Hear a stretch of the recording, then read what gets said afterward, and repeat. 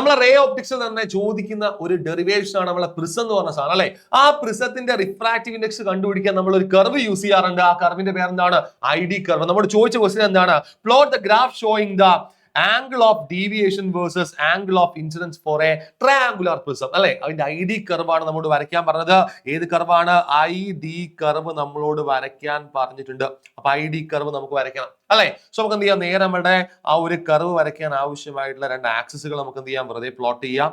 Okay, so ID curve ആണ്. So incident angle അല്ലെ, incident angle ഉണ്ട് നമ്മുടെ X ആക്സിസിൽ, ആൻഡ് നമ്മുടെ ആംഗിൾ ഓഫ് ഡീവിയേഷൻ നമ്മുടെ Y ആക്സിലുണ്ട്. ഇത് നമ്മുടെ ഒറിജിൻ ആണ്. നമ്മുടെ കർവ് ഏകദേശം എന്താ ഇങ്ങനെയായിരിക്കും നമ്മുടെ കർവ് ഉണ്ടാവുക അല്ലെ. ഇതായിരിക്കും നമ്മുടെ കർവ്. എന്ന് വെച്ചാൽ ഇനീഷ്യലി നമ്മൾ ഇൻസിഡന്റ് ആംഗിൾ കൂട്ടുന്നതനുസരിച്ച് ആംഗിൾ ഓഫ് ഡീവിയേഷൻ കുറഞ്ഞ് ഏറ്റവും മിനിമം എത്തുന്നു അല്ലെ.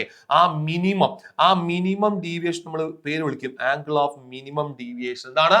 ആംഗിൾ ഓഫ് മിനിമം ഡീവിയേഷൻ എന്ന് വിളിക്കും അല്ലെ. ആ ഒരു ആംഗിൾ ഓഫ് മിനിമം ഡീവിയേഷൻ കഴിഞ്ഞ് നമ്മൾ ഇൻസിഡന്റ് ആംഗിൾ കൂട്ടി കഴിഞ്ഞാൽ ആംഗിൾ ഓഫ് ഡീവിയേഷൻ എന്താണ് ചെയ്യുക? കൂടുകയാണ് ചെയ്യുക. സോ ഇതായിരിക്കും നമ്മുടെ എന്ത് വരിക? ID കർവ് വരിക. അല്ലെങ്കിൽ ഇൻസിഡന്റ് ആംഗിളും ആംഗിൾ ഓഫ് ഡീവിയേഷനും കണക്ട് ചെയ്യുന്ന ആ ഒരു പ്ലോട്ട് ഇങ്ങനെയായിരിക്കും.